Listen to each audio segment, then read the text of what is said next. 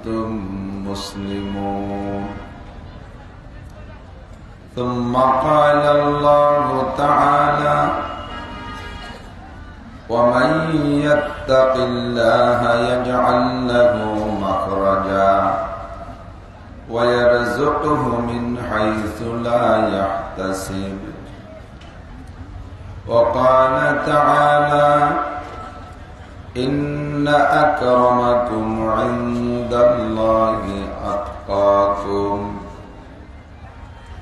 ثم قال الله تعالى: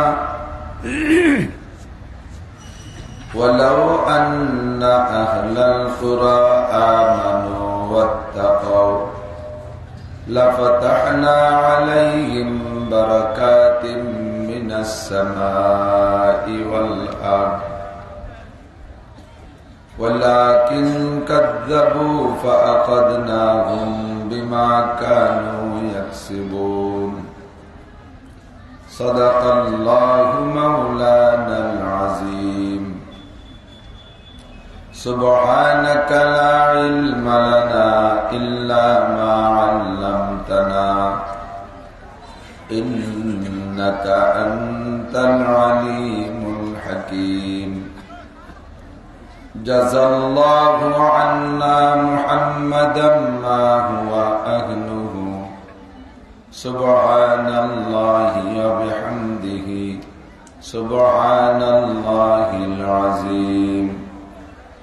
رب اشرح لي صدري ويسر لي أمري واحلل عقدة من لساني يفقه قولي. رب زدني علما. اللهم بارك لنا في رجب وبلغنا رمضان.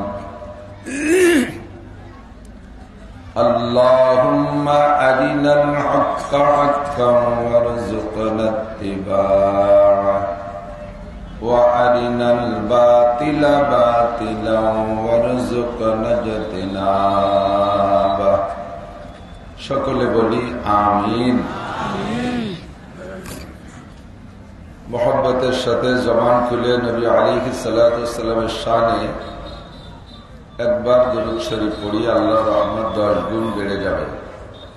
আল্লাহুম্মা সাল্লি আলা মুহাম্মাদিন ওয়া আলা আলি মুহাম্মাদ কামা সাল্লাইতা আলা ইব্রাহিম ওয়া আলা আলি ইব্রাহিম ইন্নাকা হামিদুম মাজিদ। اللهم بارك على محمد وعلى آل محمد كما باركت على إبراهيم وعلى آل إبراهيم إنك حميد مجيد।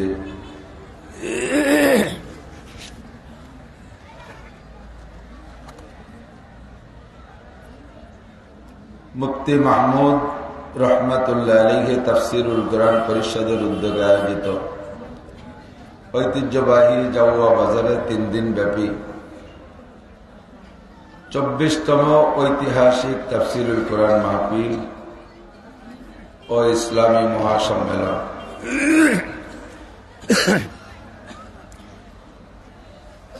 অধ্যকার মাহফিলের সম্মানিত সভাপতি, 3 দিন ব্যাপী মাহফিলের সম্মানিত দাওয়াতি উলামায়ে কেরাম, এ অঞ্চলের অনেক অনেক উলামায়ে কেরাম, আইম্মায়ে মাসাজিদ, মাদ্রাসার আজিজ আমতুলাবা, প্রাণপ্রিয় দেশবাসী, দূর পর্দার আড়ালে বসে থাকা মা ও বোনেরা, অত্যন্ত শীত চলছে। সারা দেশব্যাপী প্রচন্ড শৈত্য প্রবাহের ভিতরে আল্লাহ পাক রব্বুল আলামিন এই কোরআনে কারীমের তাফসীরের মাহফিলে আমাদেরকে জান্নাতের আশায় জাহান্নামের ভয়ে, হিদায়াতের আশায় গুমরাহির ভয়ে, সওয়াবের আশায় গুনার ভয়ে শিরিক ও কুফর মুক্ত ঈমান গড়ার লক্ষ্যে বেদাত মুক্ত সুন্নতি আমলের প্রশিক্ষণ নেওয়া ও দেওয়ার জন্য এই ময়দানে আসার বসার তৌফিক দান করেছেন। শুকর আদায় করি আলহামদুলিল্লাহ।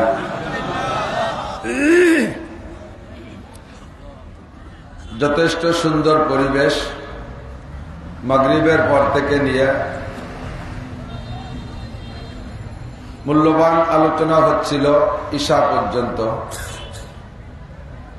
আল্লাহ পাক রব্বুল আলামিনের আরেকটা বড় হুকুম, ঈশার নামাজ আমাদেরকে বা জামাত আদায় করে আবারও বসার তৌফিক দিয়েছেন। গত বছরও এসেছিলাম, আপনাদের পরিবেশে আমি অনেক আনন্দিত। এলাকার মানুষ ওয়াজ বোঝে, যেহেতু দীর্ঘদিন পর্যন্ত ওয়াজ শুনে আসতেছে এলাকার মানুষ, আহলে হক উলামায়ে কেরামের জবান থেকে। আমরা গোটা বাংলাদেশ থেকে কয়েকটা এলাকাকে একটু বিশেষভাবে বড় নজরে দেখি। তার মধ্যে একটা সিলেট, একটা চট্টগ্রাম, দুইটা বিভাগই প্রচুর আহলে হক উলামায়ে কেরামের আগমন ঘটেছে এ জমিনে। বিশেষ করে সিলেটবাসী ধন্য হয়েছেন শাইখুল ইসলাম, শাইখুল হিন্দ, শাইখুল ইসলাম হযরতুল আল্লাম হুসাইন আহমদ মাদানী রহমাতুল্লাহ আলাইহির পদচরণে। আমি অনেক আগ থেকে হযরতের ছোট ছোট জীবনের ছোট ছোট অংশ পড়াশোনা করে আমি এমনিতেই হযরতের উপরে দারুণ আশেক ছিলাম। এবছর শুরুতে বৈচিত্র্যের মাঝে ঐক্যের সুর নামে একটা বই পেলাম, হাদিয়া পেলাম। হযরত মাওলানা জামাল উদ্দিন সন্দীপী হুজুর দামাত বরকাতুম রাজশাহী থেকে আমাকে দিলেন। লিখেছেন আমাদের যশোরের হযরত মাওলানা কাজী মুতাসিম বিল্লাহ রাহিমাহুল্লাহ। আমি পড়ার পরে যেমন হযরতের উপরে মহব্বত বেড়ে গেছে, তেমন সিলেটবাসীর উপরে মহব্বত বেড়ে গেছে। আপনারা বড় ধন্য, আপনারা বড় ভাগ্যবান। এই সিলেটে গত বছর না তার আগের বছর একটা মাহফিলে আসছি। আলহামদুলিল্লাহ 2 দিন ব্যাপী মাহফিলে 28 জন পাইছি শুধু সভাপতি। এনার চেয়ে উনি বড়, ওনার চেয়ে উনি বড়, এমন করে 28 জন শুধু মাহফিলের সভাপতি। তাহলে বক্তা কতজন হতে পারে? সব মিলে সভাপতি আর বক্তা মিলে পাইছি 64 জন। আমি সারা বাংলাদেশ গল্প দিয়েছি।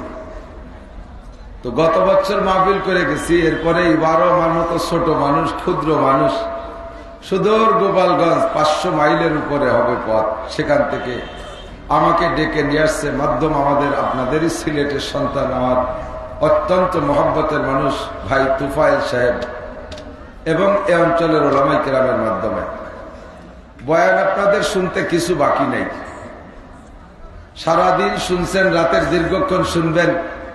অলিপুরি সাহেব, জুবাইর আহমদ আনসারি, জুনায়েদ আল হাবিবি, হাসান জামিল সাহেব, বাসেদ খান সাহেব, মুস্তাকুর নবী সাহেব, আরিফ বিন হাবিব সাহেব, বাংলাদেশের অন্যতম উল্লেখযোগ্য বক্তারাই বর্তমানে সিলেট দিয়ে ঘুরতেছে। এক একজন আসে তো 1 সপ্তাহ আগে বাড়ি যাইতে পারে না। বয়ান করতে করতে আপনাদের কাছে কিছু আর বাকি রাখে নাই। আমি ছোট মানুষ, কি কব খুঁজেই পাই না।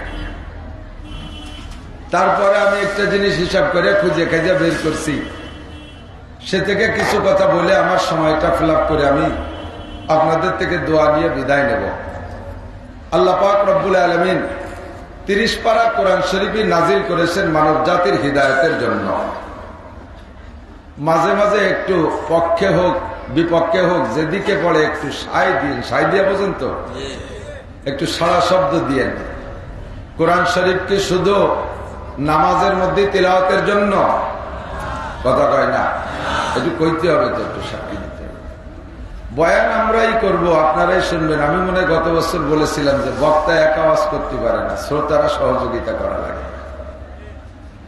এই সহযোগিতাটুকু একটু জি হা না ঠিক বেঠিক আল্লাহু আকবার বুঝে বুঝে জায়গায় জায়গায় বলতে হবে। কথা কন না, তাও অর্ধেক হয়েছে ঠিক। কথা বলেন, আল্লাহ কবুল করুক, বলেন আমিন। একটু গলা ছাড়াই বলি, এরকম হবে বক্সিনের সিস্টেম। এরকম বক্সিন পাকাতে দিশে পান না, এরকম পাকা দিবে না। বক্সিন দিলে আপনার এই বৃদ্ধাঙ্গুল ভেঙে যাবে, এরকম হবে বক্সিন। আমি ক্যারাটে খেলা শিখছি, সেই সময় বক্সিং শিখছি। বক্সিং দুইটা হাত উঁচু করে একটা তাকবীর হবে। বাংলাদেশ সরকার, বর্তমান সরকার রাজনীতি যে যা করেন সেটা তার ব্যাপার, যেখানে যেটুকু আসে বলা লাগে। বাংলাদেশের বর্তমান সরকার বঙ্গবন্ধু থেকে নিয়ে, বঙ্গবন্ধু নিজেও ইসরায়েলের বিপক্ষে ছিলেন। ইসরায়েল যে সময় দেশ বলে দাবি করে, সেই থেকে নিয়ে ব্রিটিশরা ভাগ করে দিয়ে যাওয়ার পরে এই ব্রিটিশকে তাড়াও আন্দোলন হুসাইন আহমদ মাদানী রহমতুল্লাহ আলাইহি, শাইখুল হিন্দ মাহমুদুল হাসান দেওবন্দি রহমতুল্লাহ আলাইহি, ইনাদের মাধ্যমে হয়েছে। এবং সেই সময় ব্রিটিশ তাড়াও আন্দোলনের মূল উলামায়ে কেরাম সিলেটবাসী ছিলেন। সেই জজবা আপনাদের মধ্যে আছে না? এটা নীরবে চুপ করে বসে থাকলে হবে না, খুব জোরে বাঘের মতো হুঙ্কার মারতে হবে, ঠিক না? বঙ্গবন্ধু ইসরায়েলকে সমর্থন দিয়ে যান নাই, তার কন্যা মাননীয় প্রধানমন্ত্রীও এখনো পর্যন্ত ইসরায়েলকে স্বীকৃতি দেয় না। এবং বর্তমান যুদ্ধে ফিলিস্তিনের পক্ষে আছে বাংলাদেশ সরকার, খুশি না বেজার? ঠিক আছে না? এবং ইসরায়েলের বিপক্ষে গণহত্যার নামে যে মামলা দিয়েছে, গণহত্যার বিপক্ষে 5টা দেশ এই মামলায়, তার ভিতরে বাংলাদেশ ছোট দেশ, দুর্বল দেশ, বাংলাদেশের সাথে আছে। এতদিন পর্যন্ত সারা দুনিয়ার মুসলমানদের মধ্যে, বিশেষ করে বাংলাদেশি, পাকিস্তানি, ইন্ডিয়ান উলামায়ে কিরাম আফগানিস্তানের লড়াইয়ের কারণে, আফগানিস্তান, রাশিয়া এবং আমেরিকার যুদ্ধের সময় থেকে নিয়ে আলেম উলামা এবং পাক্কা দিনদার ধর্মপ্রাণ মুসলমানরা আমরা আফগানি তালেবানদের পক্ষে ছিলাম। কতক্ষণ ঠিক না? ভয় পাচ্ছেন নাকি? নো ডাউট, কোনো ভয় নাই, ভয় কেটে দেব ইনশাআল্লাহ। তো সারা দুনিয়ার মোড়লগিরি করেতে আমেরিকাওয়ালা, এই মোড়লরে খুশি রেখে চলা লাগে সবাই। কাজেই রাজনৈতিক প্রেক্ষাপটে পড়িয়া বাংলাদেশ সরকারও মোড়লরে সমর্থন করিয়া একটু জি স্যার করে চলা লাগে। আন্ডা আবার পেঁচ পেলাই দেয়। সেই কারণে আমেরিকাওয়ালা যাকে জঙ্গি বলে, তাকে সবাই জঙ্গি বলা লাগে।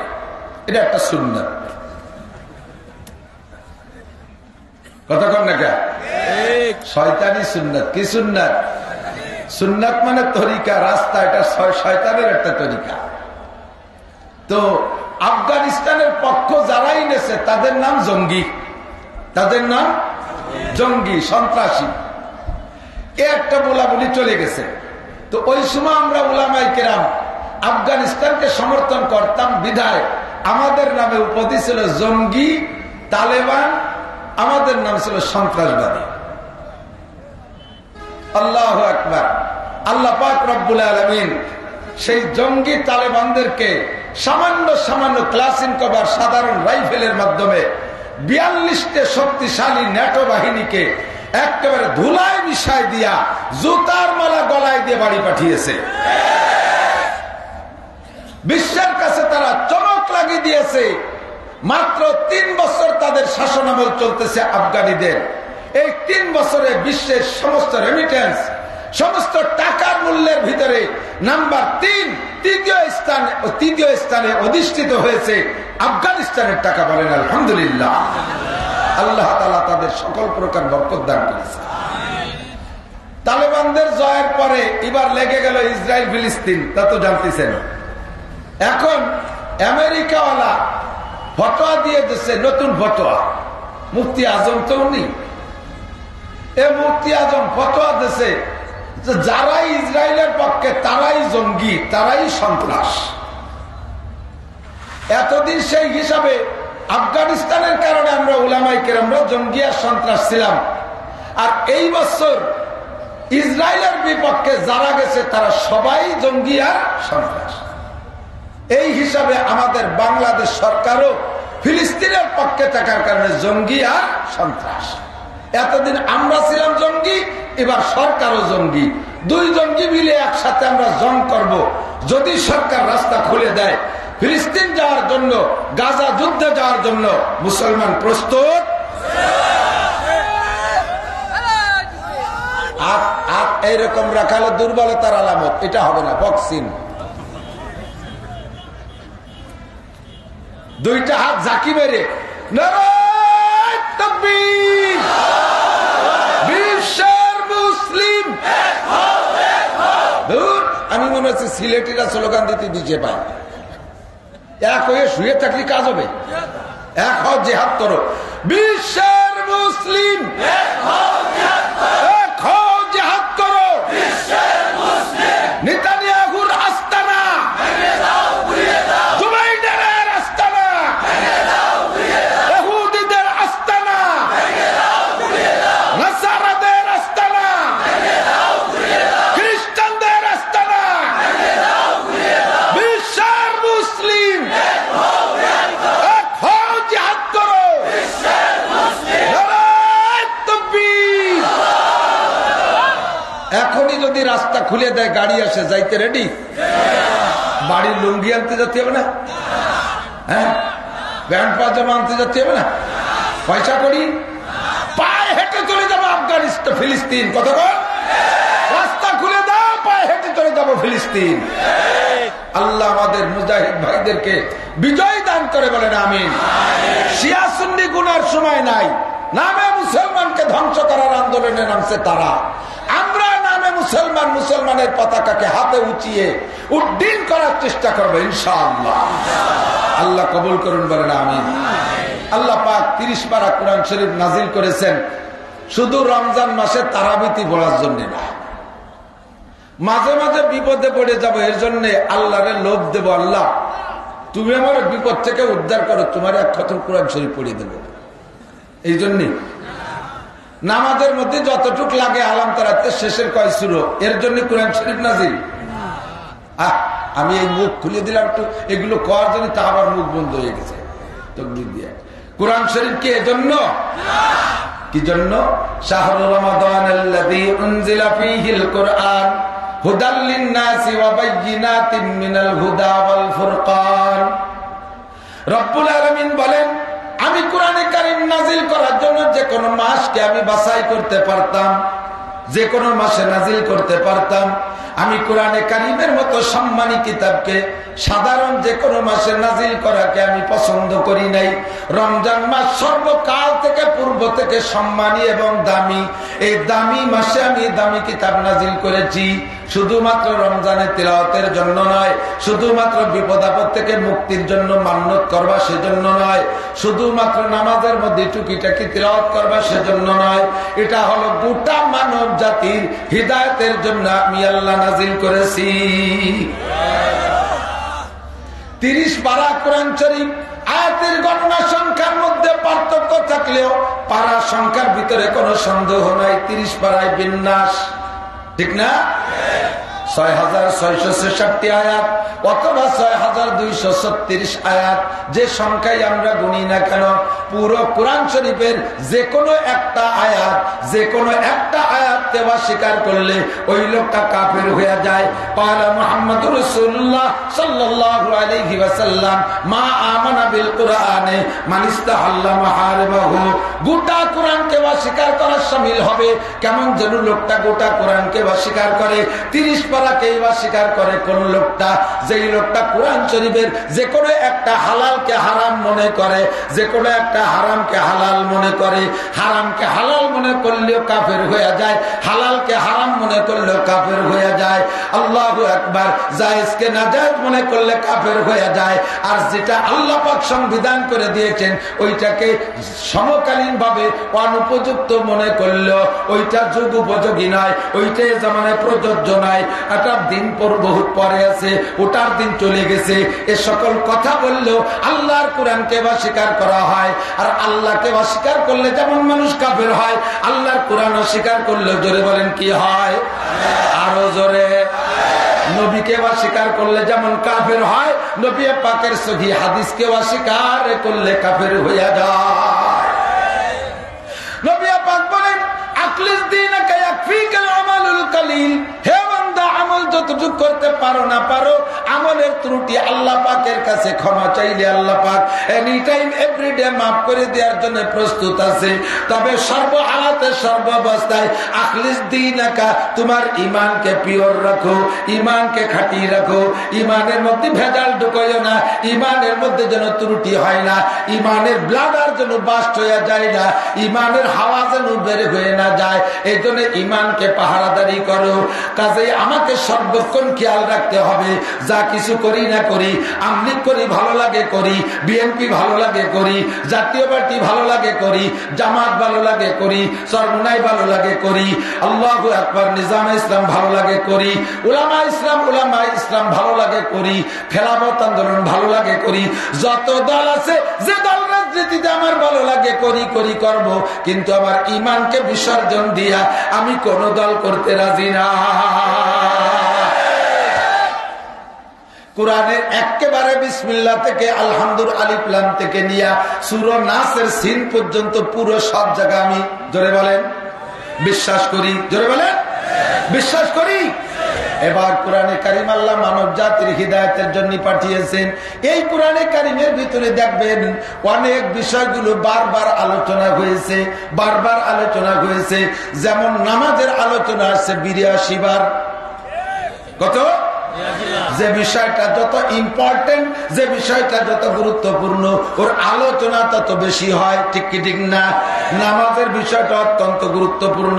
কাজেই মুসলমানের শ্রেষ্ঠ ইবাদত আল্লাহ পাক আকিমিস সালাত, নামাজের বিষয়টা 82 বার উচ্চারণ করেছে। আল্লাহু আকবার। নামাজের চাইতে বেশি আলোচিত হয়েছে আরেকটা বিষয়, সেইটা হলো জিহাদ। জোরে বলেন কি? নামাজের আলোচনা 82 বার আলোচনা হয়েছে, আর জিহাদের আলোচনা বিভিন্ন অ্যাঙ্গেলে, বিভিন্ন ডাইরেক্ট শব্দে অথবা বিভিন্ন অ্যাঙ্গেলে বিভিন্ন শব্দের মাধ্যমে 682 বার। বোঝা যায় এটার গুরুত্ব আরো বেশি। কথা একটা ইবাদতের কারণে আর একটা ইবাদতকে মওকুফ করা হয় না। কথা বুঝেন নাই? একটা ইবাদতের কারণে আর একটা ইবাদতকে স্থগিত করা হয় না, যার যার স্তরে তাকে ঠিক রাখার হুকুম দেওয়া হয়। হজে কষ্ট হয়ে গেছে, এদিক হজ করে কষ্ট হয়ে গেছে, এর কারণে কি ওই দিন নামাজ নিষেধ? নামাজ ছেড়ে দেওয়ার সুযোগ আছে। রোজা রাখতে রাখতে ক্লান্ত হয়ে গেছেন, এর কারণে কি নামাজ পড়তে নিষেধ করা আছে? নামাজ ছেড়ে দেওয়ার সুযোগ আছে। জাকাত দিতে বেরোয়ছেন 10 কোটি টাকা, এই জাকাত দিতে দিতে ক্লান্ত হয়ে গেছেন, যার কারণে জোহর আর আসর আর মাগরিব না পড়লেও কোনো গুনাহ নাই। কথা আছে আছে। ও দোস্ত, এমনই করে যত ইবাদত আছে প্রত্যেকটা ইবাদত যার যার জায়গায় ঠিক আছে, কিন্তু জিহাদ এমন একটা ইবাদত, এই জিহাদ করতে যায় আমার নবী আসর মাগরিব ঈশা, জোহর আসর মাগরিব, জোহর আসর মাগরিব অথবা আসর মাগরিব ঈশা, এই 3 ওয়াক্ত নামাজকে হুজুর স্থগিত রেখেছেন, পরে পড়া হবে। খন্দক খননের কাজ করতে যায় শত্রুরা এসে পড়তেছে, খন্দকের কাজ যদি কমপ্লিট না হয় শত্রু ঢুকে পড়বে, নামাজ পরে পড়বো, আগে জিহাদ করে নেই। কাজেই জিহাদের কারণে নামাজকে স্থগিত রেখেছেন। বোঝা যায় জিহাদটা কত গুরুত্বপূর্ণ। কথা বলেন ঠিক না? যদি কোনো দল, যদি কোনো সংগঠন, যদি কোনো ক্ষমতাধর দল এই জিহাদ সম্পর্কে কটূক্তি করে, ও জীবন ভরে হজ করুক, সারা জীবন ভরে উমরা করুক, সারা জীবন ভরে নফল নামাজ পড়ুক, আর 1000 খতমে কোরআন পড়ুক, আর যত বড় সুফি সাহেব হোক, যত বড় দরবেশ সাহেব হোক, যত বড় পীর সাহেব হোক না কেন, যত বড় দরবেশ হোক আর যত বড় আল্লাহ ওয়ালা হোক, ও যদি জিহাদ সম্পর্কে যদি কোনো সমালোচনা করে আর এইটাকে এই জামানায় অপ্রযোজ্য বলে মনে করে, আর এখনো তার সময় আসে নাই বলে মনে করে, বুঝে নিতে হবে ওই লোকটা 682টা আয়াতকে অস্বীকার করেছে। একটা আয়াতকে অস্বীকার করলে যদি কাফের হয়, 682 আয়াতকে অস্বীকার করলে কি মুমিন হয়? জোর হলো না? কি হয়? আরো জোরে কি হয়? জিহাদের ফিল্ড আসলে আমি করব, এই ফতোয়া দেবে উলামায়ে আহলে হক। কখন যাইতে হবে এটা উন্ডা বলবে। আমার মনে চাইলে যে একজনের মাথায় পিটেন দিয়ে শোয়াই ফেলাই দিতে পারবো না, এর নাম জিহাদ না। মনে রাখতে হবে, মন দিয়ে দিক তাকান। আল্লাহ পাক বলেন, ওয়া আইদ্দু লাহুম মাসতাতাতুম মিন কুওয়া তুরহিবুনা বিহি আদুওয়াল্লাহ। যুদ্ধের আগে একটা অ্যাটেনশন আছে, যুদ্ধের আগে একটা প্রস্তুতি আছে।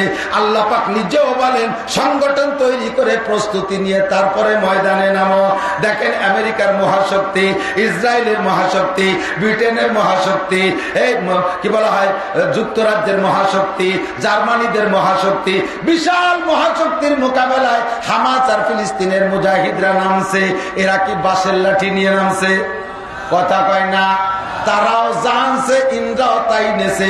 তাদের গুলো বড়, ইনাদের গুলো ছোট, তাই তো নাকি বলে? পার্থক্য শুধু এতটুক। কিন্তু কামানের সামনে বাঁশের লাঠি আর এক হাতে ঝাঁটা আর এক স্যান্ডেল নিয়ে জিহাদ করতে যাওয়া, এ জায়গা যে যদি কামানের গুলি খেয়ে মরো তাহলে তোমার জিহাদ হবে কিনা উলামায়ে কেরাম ভালো বলবে, তুমি শহীদ হবা কিনা উলামায়ে কেরাম ফতোয়া দেবে। যুদ্ধের জন্য তারা যেমন আসে সমপরিমাণ না হলেও একই সুরতের একই জাতীয় হাতিয়ার নিয়ে ময়দানে নামবা। তারপরে আল্লাহ পাক রব্বুল আলামিন বলেন আল্লাহু আকবার। আল্লাহ পাক বলেন বদরের যুদ্ধে যেমন আমি সহযোগিতা করেছি, আনজালনা আলাইহি, আল্লাহ পাক রব্বুল আলামিন বদরের যুদ্ধে 5,000 মিনাল মালাইকাতে মুসাব্বিমিন, আল্লাহ কয় ওরাও তরবারি নিয়ে আসছে, ইন্দ্রাও তরবারি নিয়ে গেছে। উন্ডা আনছে 1000, ইন্দ্রা আনছে মাত্র 3 খানা, তবে তরবারি নিয়ে গেছে। আল্লাহ পাক এই 3 তরবারির পক্ষে 5,000 ফেরেশতা পাঠিয়েছিলেন। উলামায়ে কেরাম ঐক্য হইয়া যখন আমাদেরকে ডাক দেবে জিহাদের জন্য, তখন আমরা সকলে যাইতে প্রস্তুত আছি না নাই? আমার বাড়ি গোপালগঞ্জ, মাননীয় প্রধানমন্ত্রীর বাড়ির কাছে আমাদের বাড়ি, আমরা একই জেলার মানুষ, থানা পার্থক্য। বঙ্গবন্ধুর কবরের কাছে একই গ্রামে আমি বয়ান করে আসছি, জিহাদের ডাক দিয়েছি। ও জায়গা আওয়ামী লীগ ছাড়া অন্য কোনো নাম নাই। ভোট সেন্টারে নিরিবিলি ভোটও যদি হইতে দেয় তাও সম্পূর্ণ ভোটগুলো নৌকায় পড়ে। তাদেরকে আমি বললাম এখনই যদি ফিলিস্তিনে যাইতে হয় জিহাদের ডাক আসে, তোমরা কে কে রাজি আছো? আবাল বৃদ্ধ বনিতা সকলে একভাবে হাত জাগিয়েছে, সকলে আমরা জিহাদের জন্য প্রস্তুত। কথা বলেন আমরা এর বিরোধিতা কখনো করব না, ঠিক কি ঠিক না? এরপরে যে বিষয়গুলো আলোচনার মধ্যে বেশি আসছে তার মধ্যে একটা হলো তাকওয়া। কথা বলেন, উলামায়ে কেরাম সাক্ষী দিবেন কোরআনে কারিমের ভিতরে যে বিষয়গুলো বেশি বেশি আলোচিত, একটা হলো নামাজ, আর একটা হলো জিহাদ, আর একটা হলো তাকওয়া, আর একটা হলো ঈমান, আর একটা হলো এই তাকওয়া সংক্রান্ত আমি 3-4 টুকরা আয়াত পড়েছি। আল্লাহ পাক রব্বুল আলামিন বড় মহব্বতের সাথে ডাক দিয়ে বলেন, মক্কায় নবী হিজরত করার আগ পর্যন্ত 13 বছর ছিলেন। এই 13 বছরে মানুষকে সম্বোধন কইরা আহ্বান করে ডাক দিয়ে কথা বলতে গিয়ে আল্লাহ পাক একটা ভাষা ব্যবহার করেছেন। আর মদিনায় হিজরত করার পরে ডাক দেওয়ার জন্য আল্লাহ ভাষা পাল্টিয়ে দিয়েছেন। মক্কায় থাকতে যত আয়াত ডাক দেওয়ার জন্য আহ্বান করার জন্য আল্লাহ পাক ব্যবহার করেছেন, এগুলো ছিল ইয়া আইয়ুহান নাস, হে মানব জাতি, মানুষ সকল মানব জাতি, হিন্দু বৌদ্ধ খ্রিস্টান মুসলমান হাস্তিক নাস্তিক মুরতাদ বেঈমান কাফের মুশরিক সবই মানব জাতি। মক্কায় থাকতে আল্লাহ গোটা মানব জাতিকে ইয়া আইয়ুহান নাস বলে ডাক দিয়েছেন। আর মদিনায় যাওয়ার পরে আল্লাহ পাক ডাকের ভাষা পাল্টিয়ে দিয়ে বলেন ইয়া আইয়ুহাল্লাযীনা আমানু। মক্কায় থাকতেও তাকওয়ার উপরে ইয়া আইয়ুহান নাস করে ডাক দেওয়া আছে। ইয়া আইয়ুহান নাসুত্তাকু রাব্বাকুম, ইয়া আইয়ুহান নাসুত্তাকু রাব্বাকুম, হে মানব জাতি তোমরা তোমাদের রবকে ভয় পাও। জোরে বলেন কাকে ভয় পাবেন? কাকে বলেন না? লা নাখাফু আহাদান ইল্লাল্লাহ, আল্লাহ ছাড়া কেউকে ভয় পায়। আল্লাহ কয় ইয়া আইয়ুহান নাসুত্তাকু রাব্বাকুম, হে মানব জাতি তোমরা ভয় পাইলে একমাত্র আল্লাহকে ভয় পাও। মদিনায় যাওয়ার পরে এই ভয় পাওয়ার ডাক দিতে গিয়ে আল্লাহ পাক বলেন ইয়া আইয়ুহাল্লাযীনা আমানুত্তাকুল্লাহ, ইয়া আইয়ুহাল্লাযীনা আমানু শাব্দিক তরজমা হলো হে আমার বিশ্বাসী বান্দারা, তোমরা যারা ঈমান এনেছো। আর একটু ব্যাখ্যা জড়িত ভাষায় তরজমা হলো হে আমার অন্ধ জগতের অটল বিশ্বাসী পাগলরা, আমার অন্ধ জগতের অটল বিশ্বাসী পাগলরা। আপনাদেরকে আল্লাহ পাক বলেন অন্ধ জগতের অটল বিশ্বাসী পাগল কেন বলেন? দুনিয়াটা হলো অন্ধ জগৎ, আর এখানে বসে যারা আল্লাহকে বিশ্বাস করেছেন তাদের নাম হলো অটল বিশ্বাস। বিশ্বাসী। বন্ধুরে, আমি এই অটল বিশ্বাসীর প্রমাণ বহুভাবে পেয়েছি, একটু পরে বলবো। আল্লাহ পাক ডাক দিয়ে বলেন, তোমরা অন্ধ জগতের অটল বিশ্বাসী পাগল। কথা কি বোঝা যায়?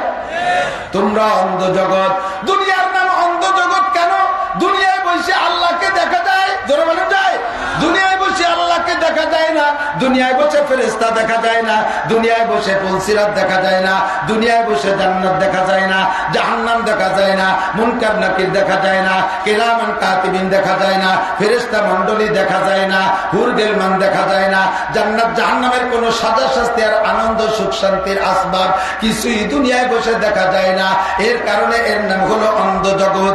এখানে বসে আমি যে কথাগুলো বলেছি, 1 নম্বরে আল্লাহ আছে না নাই, 2 নম্বরে ফেরেশতা আছে না নাই, 3 নম্বরে আসমানি কিতাব সত্য না মিথ্যা, মিথ্যা না সত্য, 4 নম্বরে সমস্ত নবী রাসূল মিথ্যা না সত্য, 5 নম্বরে দুনিয়াটা একদিন শুক্রবারে ধ্বংস হবে, সত্য মিথ্যা না সত্য, 6 নম্বরে যাহা কিছু আমাদের আসতেছে দৈনন্দিন সবকিছু তকদির বন্টনকারী কে? আল্লাহ। খাইরিহি ওয়া শাররিহি মিনাল্লাহি তাআলা। 7 নম্বরে ওয়াল বাসি বাদাল মাউত, মরণ পর্যন্ত আমাদের এই হায়াতের কার্যক্রম শেষ নয়, আবার কিয়ামতের ময়দানে উঠতে হবে কি হবে না? এই 7টা কথাকে আমরা বিশ্বাস করি, এর নাম হলো আমানতু বিল্লাহ, আল্লাহকে বিশ্বাস করি। অন্ধ জগতের অটল বিশ্বাসী আপনারা, আপনারা অন্ধ জগতের অটল বিশ্বাসী। বন্ধুরে, নামাজ না পড়লেও, রোজা না রাখলেও, সুন্নতের পাবন্দি করে না, ফরজের তোয়াক্কা করে না, পর্দার ভ্রুক্ষেপ করে না, হারাম খায়, হালাল হারাম বাছা খোটা নাই, এরপরও লোকটা যদি মুসলমানের সন্তান হয়, একবার যদি জীবনে পড়ে থাকে লা ইলাহা ইল্লাল্লাহ, বলবেন না লা ইলাহা ইল্লাল্লাহ, লা ইলাহা ইল্লাল্লাহ, লা ইলাহা ইল্লাল্লাহ মুহাম্মাদুর রাসূলুল্লাহ, আমার সাথে 3 বার পড়েছেন, 12,000 নেকি পেয়ে গেছে। এই কলেমা যদি জীবনে একবার পড়ে থেকে মুসলমানের ঘরে জন্ম নিয়া, আমি তাকে অটল বিশ্বাসী বলে পেয়েছি। বন্ধু, আল্লাহু আকবার। এই সংবাদ পড়ে যারা ফিলিস্তিন গাজার সংবাদ শুনাইতেছে, এই মেয়েরা সাংবাদিক আছে, পুরুষরা সাংবাদিক আছে, মুসলমান সাংবাদিক, এরা নামাজ নাই, পর্দা নাই, রোজা নাই, হজ নাই, যাকাত নাই, জীবন গড়ে দেশের খবর বিদেশের খবর পড়ে বেড়াইছে, অমুসলমানদের কালচারে চলাফেরা করছে, চুল কাটছে, বক কাটি, গায়ে মাথায় কাপড় নাই, ঠোঁটে আলতা মাখাইয়া, নমরুদের বেশ্যাকে মতো কপালে টিপ লাগাইয়া মুসলমান মেয়েরা সংবাদ পড়ছে। দেখছেন কি দেখেন নাই? কথা বলেন, দেখছেন কি দেখেন নাই? ছেলেরা সংবাদ পড়ে প্যান্ট শার্ট টাই কোট লাগাইয়া, শরীরের ভিতরে মুসলমানদের ইউনিফর্ম লাগানো আছে, অথচ বর্তমানে সংবাদ পড়ে ফিলিস্তিন গাজার সংবাদ মুসলমানদের নারী ও পুরুষ যারা পড়ে, দেখবেন প্রত্যেকের সংবাদের ভিতরে ফিলিস্তিন আর গাজার মুসলমানদের প্রতি আন্তরিকতা টপকায়, ঠিক কিনা? কথার ভিতরে মুসলমানদের ফিভারিং পাওয়া যায়। আমার সিলেটবাসী যুবকরা, নামাজ কালাম যদি নাও পড়ো, রোজা নামাজ নাও করো, দাড়ি টুপি নাও ব্যবহার করো, তবুও যদি তোমার সামনে তুমি মুসলমানের সন্তান, তোমার সামনে যদি আল্লাহর কোরআনকে কেউ কোনো কাফের পদদলিত করে, তাহলে তুমি কি জীবন থাকতে ওখান থেকে খালি হাতে ফিরে আসবা? জীবনের শেষ বিন্দু রক্ত দিয়ে গলিও তার সাথে লড়তে রাজি কি রাজি না? এর নাম হলো অটল বিশ্বাসী। অন্ধ জগতের অটল বিশ্বাসী বলে আল্লাহ পাক ডাক দিয়ে বলেন, হে আমার অন্ধ জগতের অটল বিশ্বাসী, তোদেরকে বড় ভালোবাসি, তোদেরকে বড় মোহাব্বত করি, তোদের জন্য রেখেছি জান্নাতুল ফেরদাউসে নুজুলা। জান্নাতুল ফেরদাউসের মধ্যে আমি আল্লাহ তাআলা নিজ হাতে তোদেরকে 500 বছর পর্যন্ত আমার কুদরতে হাত দিয়ে তোদের মুখে উঠাইয়া খানা খাওয়াইয়া মেহমানদারি করবো। জোরে কন্যা সুবহানাল্লাহ। হে আমার অন্ধ জগতের অটল বিশ্বাসী, তোদের জন্য আমি এমন ব্যবস্থা রেখেছি। আমার একটা কথা মনে রাখ, ইয়া আইয়ুহাল্লাযীনা আমানুত্তাকুল্লাহ। ভয় করলে একমাত্র কাকে? জোর হলো না? আল্লাহকে কি করবেন? ভয়। আল্লাহ কি কামলায় ধরে? আল্লাহর কামড়ের ভয়? আল্লাহ নিজ হাতে থাপ্পড় মারে এই ভয়? আল্লাহ লাঠিতে পিটাবে? নো। আল্লাহ পাকরে এজন্য ভয় পাই না আল্লাহ কয় আমারে ভয় পাবা কেন? বাঘরে ভয় পাও তোমারে ছিঁড়ে বুড়ে খেয়ে ফেলবে এই ভয়, সাপরে ভয় পাও তোমারে দংশন করে মেরে ফেলবে এই ভয়, বাপরে ভয় পাও তোমাকে শাসন করবে পিটান দেবে এই ভয়, জজরে ভয় পাও তোমারে রায় দিয়ে ফাঁসি দিয়ে দেবে এই ভয়, পুলিশরে ভয় পাও তোমারে ধরতে পারলে পিটান দেবে এই ভয়, র্যাবরে ভয় পাও তোমারে ক্রস ফায়ারে মেরে ফেলবে এই ভয়। তবে সম্পূর্ণ ভয় হলো তোমার মরণ পর্যন্ত শেষ। মরা হয়ে গেলে আর এদেরকেও ভয় করা লাগে না। কথা কান ঠিক না? বাঘে যদি খেয়ে ফেলে মেরে ফেলে আর ভয় শেষ, সাপে যদি দংশন করে মেরে ফেলে ভয় শেষ, আরে যদি ফাঁসি দিয়ে দেয় মরণ হয়ে গেলে ভয় শেষ। আল্লাহু আকবার। আল্লাহ কয় আমারে ভয় করবি কেন? কয় বিচার দিনের মালিক আনা মালিক ইয়াউমিদ্দিন, আনা মালিক ইয়াউমিদ্দিন, বিচার দিনের মালিক আমি। এমন একটা দিন আসতেছে যেই দিনটা শুরু আছে শেষ নাই। আমাল হায়াতুদ দুনিয়া ইল্লা কালিল, এ দুনিয়ার জিন্দেগি একেবারে কম, মরণ পর্যন্ত শেষ। ওয়া ইন্নাদ দারাল আখিরাতা লাহিয়াল হায়াওয়ান, আখিরাতের জিন্দেগি হলো আসল জিন্দেগি, শুরু আছে তার শেষ নাই। কথা কোন ঠিক কি ঠিক না? এই লম্বা একটা দিন, লম্বা একটা জগৎ আসতেছে। ওই জগতের ভিতরে দুইটা জিনিস আছে, একটা হলো জান্নাতিন তাজরি মিন তাহতিহাল আনহার খালিদিনা ফিহা আবাদা, আর একটা হলো ফি নারি জাহান্নামা খালিদিনা ফিহা আবাদা। একটা হলো চির জান্নাত চির সুখের ঘর, আর একটা হলো চির অশান্তি জাহান্নামের ঘর। এই দুইটা ঘরেও জায়গা বিভক্ত করা হয়েছে। ও বান্দারে, তোমাকে এই দুইটা ঘরের ভিতরে চিরকাল থাকতে হবে, ওই জান্নাতি নয় জাহান্নামী। ওই দিন জান্নাতি আর জাহান্নামী হওয়ার ঘোষণা হবে আমার জবান দিয়া, আমি আল্লাহর জবান দিয়ে ঘোষণা হবে। আমি যারে বলবো তুমি চির জান্নাতি, তুমি চির জান্নাতি, আমি যাকে বলবো চির জাহান্নামী, ওইটাই চির জাহান্নামী। কাজেই ভয় অরিজিনাল পাইতে হলে লম্বা হায়াতের জন্য কারে ভয় পাবো?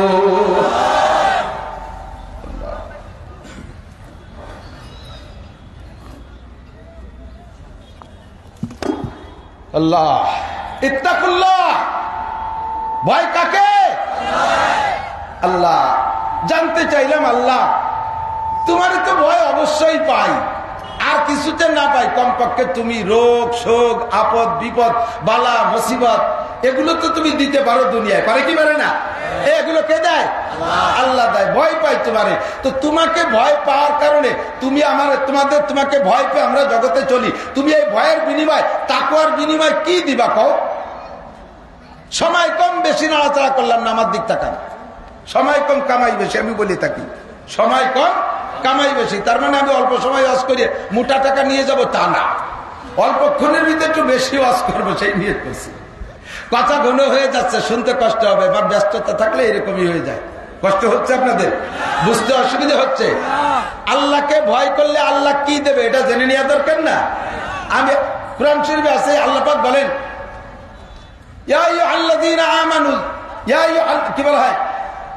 ইয়া আইয়ুহাল্লাযীনা আমানু হাল আদুল্লুকুম আলা তিজারা, আছে না নাই? আমি কি তোমাদের একটা ব্যবসার কথা বলবো? জিজ্ঞেস করছে কে? ব্যবসা। ব্যবসা কি বলছেন? ব্যবসার কথা। আমি কি তোমাদের একটা ব্যবসার কথা বলবো? জানতে চাইলাম আল্লাহ এই ব্যবসায় লাভ কি? তুনজিকুম মিন আযাবিন আলিম। একটা ব্যবসা করলে তার একটা লাভ থাকতে হবে তো। আল্লাহ বলেন যে আমি একটা ব্যবসার কথা বলবো, এই ব্যবসায় তোমাদের ব্যবসা করবা। জানতে চাইলাম আল্লাহ কি দিবা? তুনজিকুম মিন আযাবিন আলিম, তোমাকে কঠিন শাস্তি থেকে বাঁচায় দেবে এই ব্যবসায়। কোন সুবহানাল্লাহ। আল্লাহ পাককে জিজ্ঞেস করলাম আল্লাহ ব্যবসা তো করবো, কেনবে কে আর বেচবে কে? কে বেচবে আর কে কেনবে? আল্লাহকে বলেন ইন্নাল্লাহ আশতারা মিনাল মুমিনিনা আনফুসাহুম ওয়া আমওয়ালাহুম বিআন্না লাহুমুল জান্নাহ। এই ব্যবসায় বেচবা তোমরা, কেনবো আমি, বিক্রেতা তোমরা, ক্রেতা আমি আল্লাহ। বিনিময় কি? বিআন্না লাহুমুল জান্নাহ, তোমাদেরকে দেওয়া হবে জান্নাত। জোরে কোন সুবহানাল্লাহ। একটা কিছু করলে তার বিনিময়ে একটা প্রতিদান আল্লাহ ঘোষণা দিয়েছে। এবার আল্লাহ পাক বললেন আমারে ভয় পাও, আমারে ভয় পাও, ইত্তাকুল্লাহ, আমারে ভয় পাও। জানতে চাইলাম আল্লাহ তোমারে ভয় পাইলে লাভ কি? আল্লাহ পাক রব্বুল আলামিন বলেন আখিরাতের সব লাভ তো থাকলোই, জাগতিক ভাবে যত লাভ তুই চাই সমস্ত লাভ পাইতে হলে আমাকে ভয় করতে হবে। রব্বুল আলামিন তুমি বলো। আল্লাহ পাক রব্বুল আলামিন অন্য আয়াতের মধ্যে বলতেছেন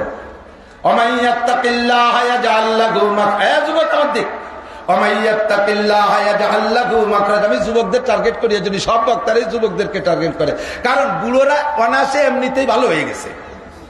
কথা বল না কেন? বুড়োদের এখন আর কোমরে জোর নাই, বাহুতে শক্তি নাই। 90 বছরের একজন বুড়ো শুয়ে শুয়ে সেলেসা শুরু হয়ে গেছে, মরে মরে ভাব। এই বুড়ো যদি তওবা করে আস্তাগফিরুল্লাহ আল্লাহ আর জিনা করব না, এ তওবার কি ভ্যালু আছে কোন দিন? আল্লাহ যদি কয় না বুড়ো যাও একটু করে আসো, কয় না আল্লাহ ডায়াবেটিস বল নাই পাচ্ছি না, আল্লাহকে তুমি জিনাতে তওবা করছো এখন ইনভ্যালিড হইয়া, বেলা থাকতে তুমি তওবা করো নাই। মেম্বারশিপ ফেল করার পরে তওবা হচ্ছে মসজিদে যাই আর কোনোদিন টনমন মারবো না। কেন মারবো না? এবার মেম্বার হতে পারি নেই। পুলিশ সাহেব রিটায়ার্ডের পরে তওবা করছে আল্লাহ আর কোনোদিন ঘুষ খাবো না। কেন খাবো না? চাকরি ছুটি গেছে। এই যে তওবা, এ তওবা হলো অসময় তওবা। কতক্ষণ দার জবানি পায়গুম্বারিস, দার জবানি তওবা করতেন শিবায়ে পায়গুম্বারিস, ওয়াক্তে পীরি গুরগে জালেম মিশাওয়াত পরহেজগার। যৌবনকালে ইবাদত করা, যৌবনকালে তওবা করা, যৌবনকালে ভালো হওয়া, এটা হলো নবীওয়ালা স্বভাব, আম্বিয়া আলাইহিমুস সালাতু ওয়াস সালামের সিরাত। আর বৃদ্ধ হয়ে গেলে রয়্যাল বেঙ্গল টাইগারও বুজুর্গ হইয়া যায়। আপনারা তো জান নাই, দাওয়াত থাকলো যাইয়েন, আমি ঘুরেই নিয়ে আসবো সুন্দরবন আমার বাড়ির কাছে। আমার বাড়ির কাছে বলতে ৬০-৭০ কিলোমিটার দক্ষিণে একেবারে সুন্দরবনের গা ঘেঁষে মাহফিল হয়। একবার মাহফিল করে রাত ১টার সময় ছাড়ছি, ছাড়ার পরে তারা বেরোইছে, এর মধ্যে শুনি যে বাক বাক বাক বাক করে চিল্লে পাল্লা শুরু হয়েছে। ঘটনা কি? সব শ্রোতা যাইতে হবে একটা ব্রিজ পার হয়ে, ওই ব্রিজের গোড়ায় মুরব্বী এসে বসে রয়েছে বাঘ। এরপরে ফরেস্টদেরকে ডাক দিয়েছে, তারা ফায়ার টায়ার করছে, তারপরে চলে গেছে। গিয়েছি আমি একেবারে শরণখোলা সুন্দরবনের গায়ে মাহফিল করতে। 2 দিন মাহফিল ছিল, তো বললাম যে দিনের বেলাটা সুন্দরবন ঘুরে দেখবো। সুন্দরবন ঘুরে দেখতে গিয়ে দেখি সুন্দরবনের গায়ে ছোট্ট একটা নদী, ওই নদীর উপার হলো সুন্দরবন। একটু বাঁশ দিয়ে সাঁকো বানানো আছে। সাঁকো কয় নাকি? সাঁকো, চার বা সাঁকো, ঠিক আছে নাকি? ওইটা পার হয়ে এরপরে যাবো, দেখি ওই চারের গোড়ায়, সাঁকোর গোড়ায় বাঘ একটা আইসা বসে দিছে। বাঘ দেখলে, বাঘ বুড়ো হোক আর জুয়ান হোক, যে কোনো মানুষ স্টপ করে ফেলবে। এমনই একটা প্রাণী আল্লাহ বানাইছে, তার চেহারার ভিতরে এমন নূর দিয়ে দিয়েছে, নূরহানি চেহারা। আমি দেখে কইলে হয়ে গেছে আমার বাঘ দেখা সুন্দরবন, আর আমি উপর যাবো না। ওরা বলতেছে হুজুর এই বাঘটা 10 দিন এই জায়গা বসা, 10টা দিন এই বাঘ এই জায়গা বসা। ও শিকার করতে যাওয়ার ক্ষমতা নাই, ওর সামনে দিয়ে জায়গাতে হরিণ ঘুরে যায়, তাও থাবা দিয়ে ধরার বড় নাই। ওই জায়গায় বসে বসে তসবিহ তাহলিল করতেছে, আল্লাহ বিল্লাহ করতেছে, জিকির ফিকিরি আছে। গেলাম কাছে যে বললাম কি মুরব্বী, সালাম আলাইকুম। আহা, কোনো সারা শব্দ নাই। আগে লাভ দিলে সামনের দিক 22 হাত যাইতো, এখন লাভ দিলে পিছনের দিক 3 হাত যায়। সেটুকু সামনে উঠতে পারে না। কাজে উনি তওবা করছে, কথা কন্টে কি ঠিক না? কাজে উনি তওবা করছে। ওরে বৃদ্ধ বয়সে রয়্যাল বেঙ্গল টাইগার তওবা করে, বৃদ্ধ বয়সে সিংহ তওবা করে, যৌবনকালে যদি তওবা করে সেই তওবা হলো অরিজিনাল তওবা। কাজেই টার্গেট করি যুবকদের দিকে। হে যুবক, ভালো করে মনে রাখো, আল্লাহ পাক বলেন ওয়াইয়াত্তাকিল্লাহ ইয়াজআল লাহু মাখরাজা ওয়া ইয়ারযুকহু মিন হাইসু লা ইয়াহতাসিব। তোমার জীবনে 3-4টে দাবি তোমার। 1 নম্বরে তুমি বিপদ থেকে উদ্ধার হওয়া, 2 নম্বরে তোমার প্রশস্ত রিজিকের ব্যবস্থা হওয়া, 3 নম্বরে তুমি সম্মানী হয়ে চলা, 4 নম্বরে সর্বসাকুল্যে মিলেয়া সুখে এবং শান্তিতে থাকা। সুখে শান্তিতে যদি থাকতে চাও তাও তোমার তাকওয়া লাগবে, বিপদ থেকে যদি মুক্তি চাও তাও তোমার তাকওয়া লাগবে, সমাজে যদি সম্মানী হতে চাও তাও তোমার তাকওয়া লাগবে। ইন্না আকরামাকুম ইনদাল্লাহি আতকাকুম। প্রশস্ত রিজিকের ব্যবস্থা যদি পাইতে চাও তাও তোমার তাকওয়া লাগবে।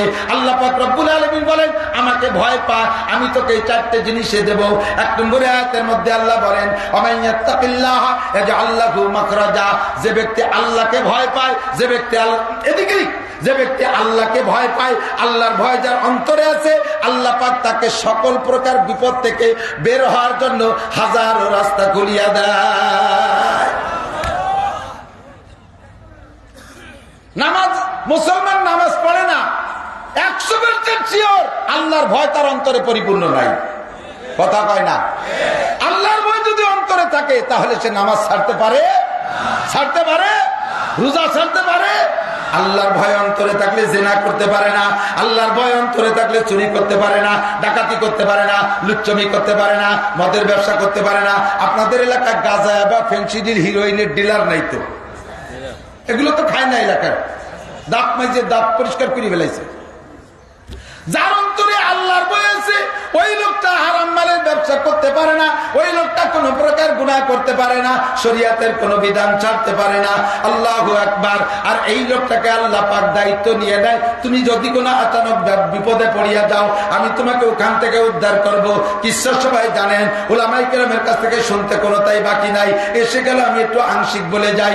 আল্লাহু আকবার। সারা দুনিয়ার সমস্ত মুহাদ্দিসদের গোড়া বোঝেন তো, শুরু মূল এই সিলেটও বহুত সাইকুলাদিস আছে, চট্টগ্রাম আছে, বাংলাদেশ আছে, ভারতে আছে, পাকিস্তানে আছে, সারা পৃথিবীতে মুহাদ্দিস আর সাইকুলাদিস আছে। সমস্ত মুহাদ্দিস আর সাইকুলাদিস না, উস্তাদ তো উস্তাদ যাইতে যাইতে যাইতে যাইতে লাস্টে যাই উস্তাদের কাছে যাই এক জায়গা হয়ে গেছে, তিনি হযরত আব্দুল্লাহ ইবনে মুবারক রাহমাতুল্লাহ আলাইহি। সারা পৃথিবীতে অত বড় মুহাদ্দিস আর আসছে কিনা। ইমামে বুখারী রাহমাতুল্লাহ আলাইহির উস্তাদ এই আব্দুল্লাহ ইবনে মুবারক, নাম হলো আব্দুল্লাহ। নাম কি? বাপের নাম মুবারক করিম। বাপের নাম আরবিতে ছেলের নাম আগে বলে, বাপের নাম পরে বলে, এই জন্য আব্দুল্লাহ ইবনে মুবারক। আর বাংলায় আর উর্দুতে বাপের নাম আগে বলে ছেলের নাম পরে বলতে, আব্দুর রহমানের ছেলে আব্দুর রহিম এভাবে বলা লাগে। তো আব্দুল্লাহ ইবনে মুবারক রাহমাতুল্লাহ আলাইহি এটি বহুত বড় বুজুর্গ। ইনার বুজুর্গের আগে বুজুর্গ হলো উনার আব্বা জান মুবারক করিম। মুবারক করিম একজন সাধারণ গোলাম, পশ্চিমে একজন গোলাম। গোলাম বলতে আমরা চিনি, নাম শুনছি গোলাম, গোলামের পরিচয় নেন। গোলাম হলো যার মানুষ কিন্তু নিজস্ব কোনো আধিপত্য নাই, নিজস্ব কোনো ক্ষমতা নাই, নিজের কোনো স্বাধীনতা নাই। গোলামরে বিয়ে দেবে, সেই বিয়ের দম্পতিতে যেই সন্তানটা হবে ও সন্তানের মালিকও তার মালিক। ও সন্তানরা বিক্রি করে দিতে পারে, মা বাপরে বাড়ি রেখে তার সন্তানরে বেঁচে ফেলাইছে। যেমন আপনার পালের গরুটা গাভীটারে রেখে বাছুরটারে বিক্রি করে দিতে পারেন, ওই রকম অবস্থা ছিল। এলো গোলাম। এই গোলাম মুবারক করিম। মুবারক করিমের মালিক বহুত বড় ধনী মানুষ, বহুত বাগান জায়গা জমি, বহুত ব্যবসা বাণিজ্য। তো খেজুরি বাগান আছে, আঙ্গুরি বাগান আছে, আনারের বাগান আছে, বিভিন্ন কিছুর বাগান আছে। এক এক বাগানের মালিক হিসেবে এক একজনকে দায়িত্ব দিছে। একটা আনারের বাগানের দায়িত্ব দিছে মুবারক করিম দে। মুবারক তুমি এটি দেখাশোনা করবা। মুবারক ছেলেবেলা থেকে নামাজি দিনদার পরহেজগার। দীর্ঘ 15-20 বছরের ভিতরে অন্যান্য বাগান উনি পরিদর্শনে যায়, মুবারক করিমের বাগানে যায় না। মুবারক করিমের বাগানে যায়, কখনো ওনার যার ইচ্ছাও হয় না যে ওটা আমার উদ্ধার ছেলে, ওর জায়গা কেন হবে না। কিন্তু 20 বছর পরে মুবারক করিম যখন টলমলে যুবক, তখন ওনার মনে শখ হয়েছে, ছেলে মানুষ ছোট্ট মানুষ দিয়ে আসছিলাম, আজ 20 বছর দেখি কেমন আছে, একটু মুবারকের বাগানটা দেখে আসি। সব বাগান দেখে ডেকে সব যে বাগানে গেছে সেই বাগানে যাইয়া বলছে তোমার বাগানের ফল খাও। খেজুরেলা 1 নম্বর আজোয়া খেজুর খাওয়াইছে, আঙ্গুরেলা 1 নম্বর আঙ্গুর খাওয়াইছে, বেদানাওয়ালা 1 নম্বর কি বলা হয় পেয়ারাওয়ালা 1 নম্বর পেয়ারা খাওয়াইছে, এভাবে সবাই খাওয়াইছে। মুবারক করিমের বাগানে যাইয়া মালিক বলছে, মুবারক সবাই বাগানে গেছি, সবাই ভালো ভালো ফল খাওয়াইছে, তোমার বাগানে কোনোদিন আসি না, আজকে 20 বছর পরে আসছি, তোমার বাগান থেকে একটু আনার খাওয়া তো আমাকে। মুবারক করিম মা পুরো বাগান ঘুইরা একটা বড় লাল একটা আনার এইটা তুলে আইনা খুইলা প্লেটে করিয়া দানাগুলো মালিকের সামনে দিছে। মালিক সেখান থেকে 2-4টা দানা মুখে দিয়া এত টক যে চোখ দিয়ে পানি চলে আসছে। মুবারক এবার ধিক্কার দিছে, মুবারক তুমি আমার বিন্দু মাত্র মূল্যায়ন করলে না। যার বাগানে গেছি সে তার বাগানে শ্রেষ্ঠ ফল আমারে খাওয়াইছে, আর তোমার বাগানে আইছি তুমি এরকম একটা টক আনার আমারে খাওয়াইলে, একটা মিষ্টি আনার খাওয়াতে পারলে না। মুবারক কেন্দ্রে দিছে, মালিক আপনার বাগানের কোন আনারটা মিষ্টি আর কোনটা টক এ তো আমি জানি না, আমি চোখে দেখতেছি না, ভালো মনে হয় এইটা আমি আনি আপনারা খুলে দিচ্ছে, আমি মনে করছি এটাই মিষ্টি হবে, কিন্তু কোনটা টক কোনটা মিষ্টি আমি জানি না। কেন তুমি 20 বছরের মধ্যে আনার খাও নাই? মালিক আপনি তো আমার খাইতে বলেন নাই। সুবহানাল্লাহ, আপনি তো আমরা খাইতে বলেন নাই। মুবারক করিমের মালিকটা আরে পাগল, একই বলিয়ে দেওয়া লাগে, আমি কে জায়গা আসি তুই খাইলে দেখে কে? মুবারক করিম কয়, মালিক আল্লাহু আকবার, আপনি আমার এই বাগানের মালিক বানাই দিয়েছেন পাহারাদার। পাহারাদারের মানে হলো অন্য কেউ যেন বাগানে খেয়ানত করতে না পারে এবং আমিও যেন বাগানের খেয়ানত না করি। এই দুইটা জিনিসের নাম পাহারাদারি। কথা বলেন ঠিক ঠিক না? অন্য সবাই যে পাহারা দেয় খাইতে দেই না, আমি যদি খেয়ানত করি তাহলে আমানতদারি হলো না, পাহারাদারি হলো না। এবার মালিক কারে আমি তো এখানে থাকি না, তুই খাইলে দেখবে কে? তোর কি পরানে চায় না খাইতে? মুবারক করিম কা মালিক খাইতে আমার মনে চায়, বহুবার আমি ইচ্ছা করেছি, আনারের বুটায় হাত দিয়েছি, এই আনারটা তুলে আমি খাবো। যখনই আমি আনারের ডগায় হাত দেই তখন আমার মনে পড়ে এই আনারের মালিক আপনার মালিক, আমার মালিক, এক মালিক রব্বুল আলামিন। কুলিল্লাহুম্মা মালিকাল মুলক, এই জগতের মালিক আমার আল্লাহ। আমার আল্লাহ আমার হাতের দিকে তাকায় আছে। আমি আনারে হাত দিলে আমার আল্লাহ আমার হাতের দিকে তাকায় থাকে, আমি আর তখন আনার ছিঁড়তে পারি না, এজন্য খাইতে পারি না। মালিক কয় মুবারক, আরে গাছের থেকে তুলে না খাইস, যে আনার গুলো নিচে পড়ে যায় এমনিতে, তা তো দুই একটা খাইতে পারি, যে কোন গাছের কোন আনার কি হালাত জানতে পারবি। মালিক তাও তো বলেন নাই যে পড়ে যাগুলো খাবি, এমনি পড়ে যাগুলো খাবি, যেগুলো বেচা যায় না, তাও তো বলেন নাই, তাই খাইতে পারিনি। কার ভয়ে? জোর হলো না? ও জায়গা কি মালিক আছে? ও জায়গা কি আর কোন গার্ড আছে? বাগানে মূল দুনিয়ার মালিকও নাই, আর কোন গার্ডও নাই, একমাত্র আল্লাহর ভয়। আল্লাহর এই ভয় 20টা বছর ভিতরে লালন পালন করে রেখে জিহ্বারে কন্ট্রোল করেছে। মালিক মুবারক করিমের জবানের এই বক্তব্য শুই না চোখ থেকে পানি ছেড়ে দিয়ে কয় মুবারক, তোর মতো বুজুর্গ, তোর মতো আল্লাহ ওয়ালা, তোর মতো মুত্তাকিন মানুষকে যদি আমি গোলামীর জিঞ্জিরে বন্দী করে রাখি, কিয়ামতে আল্লাহ পাক আমার গলায় শিকল দিয়ে বন্দী করতে পারে। ও মুবারক, তোরে আর বন্দী রাখা যাবে না, আজকে থেকে তোমাকে আমি আজাদ করিয়া দিলাম। ও দোস্ত, এবার আল্লাহ পাক তাকে কি করলেন? তাকওয়ার বদৌলতে তাকে বন্দী থেকে মুক্তি দান করলেন। আল্লাহ কয় মাইয়াত্তাকিল্লাহ ইয়াজআল লাহু মাখরাজা, যে আমারে ভয় করে আমি তাকে বের হওয়ার ব্যবস্থা করে দেই বিপদ থেকে। গোলামীর জিনজির থেকে মুবারক করিম বের হলেন একমাত্র কিসের ওসিলায়? তাকওয়ার ওসিলায়। কথা কোন ঠিক না? এবার মুবারক করিমকে আজাদ করে দিয়া মালিক বাড়ি গেছে। বাড়ি যায়, বাসায় যায় স্ত্রীকে নিয়ে বৈশা, দুইজন বসছে একেবারে ঘরোয়া পরিবেশে। মালিকের দু চোখ বেয়ে বেয়ে পানি পড়তেছে। স্ত্রী বলে, কি ব্যাপার? অন্যদিন বাগবাগান ঘুরে এসে আনন্দে আনন্দে আসেন, আজকে কি করে দুর্ঘটনা করছে, কাঁদছেন কেন? ভাই আজকে একটা কাম করে আসছি, কামটা হলো আমার মুবারক করিমরে আমি আজাদ করে দিছি। গোলাম ছিল আমার কোলের মধ্যে ছিল, দেখতাম মাঝে মধ্যে, যাইতাম বা সে আসতো দেখতাম, কিন্তু আজকে থেকে আজাদ করে দিছি, মুবারক চলে যাবে, আমার এই বছর করে আর দেখতে পারবো না। এই মহাব্বতে আমি কাঁদতেছি। স্ত্রী কয়, হে আমার প্রিয় স্বামী, আমার বিশ্বাস আপনার সম্পদে ধস নেমে আসবে, সব জায়গা চোর চুট্টায় ভরা। এক মুবারক করিমের তাকওয়ার বদৌলতে আল্লাহ পাক আপনার সম্পদের উন্নতি রেখেছিল। আজকে মুবারকটা আজাদ করে দিয়েছেন, মুবারক চলে যাবে, আপনার আমানত দ্বারা কেউ থাকলো না, এখন শুধু খেয়ানতকারী, ওদের মাধ্যমে আপনার সম্পদে ধস নেমে যাবে। আপনি যে কোনো ভাবে যে কোনো মূল্যে মুবারক করিমকে আটকানোর ব্যবস্থা করেন। মালিক যায় মুবারককে বলছে, মুবারক তোমারে আজাদ করে দিছে, আজাদ আর ফেরত হয় না। তালাক দিলে যেমন আর বউ ফেরত হয় না, গোলাম আজাদ করে দিলে এরকম তা ফেরত হয় না, কাজেই তোমাকে আর রাখা যাবে না। তবে মুবারক, তুমি যদি আমার প্রতি ইহসান করে একটা কাজ করো। মালিক বলেন কি? কয় যে তুমি কোথাও যাবা না, অন্য জায়গায় গেলে তো চাকরি করবা, আমার এই পুরো সম্পদের চিফ ম্যানেজার তোমাকে বানাই দিলাম। সম্মান বাড়ছে না কমছে? কিসের ওসিলায়? মাত্র 20 বছর আল্লাহর ভয়তে জিহ্বারে কন্ট্রোল করেছে, সেই ওসিলায়। কথা কোন ঠিক কি ঠিক না? আমাইয়াত্তাকিল্লাহ ইয়াজআল লাহু মাখরাজা। এবার রিজিক শুরু হয়ে গেছে। মুবারক করিম মালিকের বিশাল সম্পদের চিফ ম্যানেজার। ইতিমধ্যে মালিকের একটাই মাত্র মেয়ে, বিশাল সম্পদশালী মালিকের একটি মাত্র মেয়ে। মেয়েটা বড় দিনদার, মেয়েটা বড় সুন্দরী, মেয়েটা বড় রূপসী, মেয়েটা বড় গুণবতী। মেয়েটি বিয়ে দেবে কোন জায়গায়, কিভাবে বিয়ে দেবে? মেয়েটি এখন অ্যাডাল্ট হয়ে গেছে, সাবালিগা। স্বামী স্ত্রী দুইজনে পরামর্শ করছে, কয় মেয়েটারে কেমন জায়গা বিয়ে দেব? কয় বিয়ে তো দেব যেমন জায়গায় হোক না কেন, আগে কেমন জায়গা বিয়ে দেব এর জন্য একজন জ্ঞানী মানুষের কাছ থেকে পরামর্শ নেওয়া হোক, আমানতদার মানুষের কাছ থেকে পরামর্শ নেওয়া হোক, সে যেভাবে বলে সেইভাবে বিয়ে দেব। আমানতদার তো দেখছি সারা দেশ জুড়ে, মুবারক করিমের মতো আমানতদার নাই। জিজ্ঞেস করলি তার কাছে শুনতে হবে যে মেয়ে বিয়ে দেবো কেমন ছেলে হলি ভালো হয়। সুবহানাল্লাহ। মুবারক করিম এখন মালিকের উপদেষ্টা, সম্মান বাড়ছে না কমছে? কিসের ওসিলায়? এ যুবক, আমাদের বাংলাদেশে মুবারক করিমের অভাব নাই। কন্ট্রাক্টরের কাছে রাস্তার আমানত দেই, 10 কিলোমিটার রাস্তা করে ওই মাথায় জাতি জাতি পিছনে রাস্তার টিউমার হয়। কথা কয় না?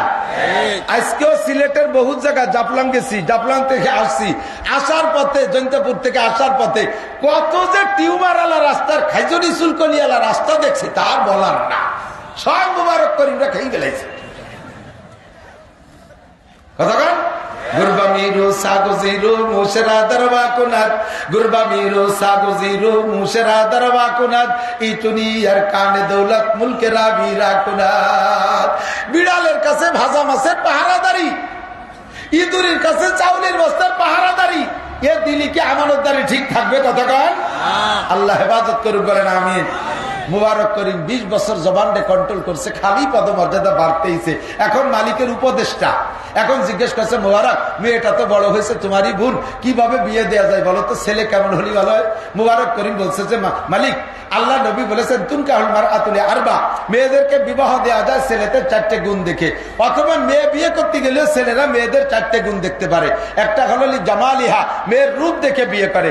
2 নম্বর হলি হাসাবিহা, বংশ দেখে বিয়ে করে, ভালো বংশের হলে নিজের একটু শক্তি বাড়ে। 3 নম্বর হলি মালিহা, মালদার পার্টি দেখে বিয়ে করে। শ্বশুরের 200 বিঘে জমি আছে, 50 কোটি টাকা আছে, 101 বাপের 1 মেয়ে, ওই মেয়ে বিয়ে করতে পারলে শ্বশুর মরতে যে দেরি, আমার শিল্পপতি অতি দেরি হবে না। আছে না নাই? কথাকার একদল খোঁজে কি খোঁজে না? 3 নম্বরে দিনইহা, 4 নম্বরে দিনইহা, দিনদার দেখে বিয়ে করা যায়। এবার হুজুর নিজেই 4টে বলে বলছেন ফাসফার বিজাতির দিন, তোমরা ওই 3টে থাকলে ভালো, রূপ থাকলে ভালো, না থাকলে দোষ নাই, ধন সম্পদ থাকলে ভালো, না থাকলে দোষ নাই, ভালো বংশ হলে ভালো, না হলে দোষ নাই। কারণ বান্দায়ে ইশকে শুদি তরকে নসব কুনজামি কেদারি রাহ ফুলান ইবনে ফুলা চিজেলিস, আল্লাহর আশিক বান্দা হও, দিনদার বান্দা হও, এই রাস্তায় কোনো অমকের বেটা অমক, এই পরিচয়ের কোনো দাম নাই, কাজেই দিনদারিকে প্রাধান্য দাও। কথা বলেন ঠিক ঠিক না? ফাসফার বিজাতির দিন। এ যুবক, বিয়ে করতে যাবি কক্সবাজার কুয়াকাটা, আর ওই তো তোমাদের বাড়ির কাছে আছে জাফলং, জৈন্তপুর, তামাবিল বর্ডার, ও জায়গা যেয়ে দেখবা যে সারা দেশের শিক্ষা সফর পার্টি আসছে, সুন্দরী মহিলাদের অভাব নেই, সুন্দরী একটা দেখে বিয়ে করে নিয়ে আসবা। গুণ অন্য কোনো দিক খেয়াল করো নেই, ধার্মিকতা দিনদারির দিক খেয়াল করো নেই, তুমি দেখে একেবারে দাবড়ের ঘোড়া একটা সুন্দরী দেখে নিয়ে আসছো। আল্লাহ বাসালি, ঘোড়াক বাড়ি আনলি পারা, ঘোড়ায় লাইতে হয়, গরুতি লাইতে হয় 1 পাউ দিয়ে, ঘোড়ায় লাইতে হয় 2 পাউ দিয়ে। কথা বল না কেন? ঘোড়ায় গরুতি লাইতে হয় কয় পা দিয়ে? 1 পা দিয়ে লাথি পারে না। আর ঘোড়ায় লাইতে হয় জোড়া লাথি, তোরেও লাইতে হবে, তোর মা বাপরেও লাইতে হবে। বিয়ে করলে একটা দিনদার ভদ্র নামাজি মেয়ে দেখে বিয়ে করিস। মালিকের পরামর্শ দিলেন, হাদিসের পরামর্শ আপনারা শুনেছি, এবার আপনার যেটা ভালো লাগে সেটা আপনি পছন্দ করতে পারেন।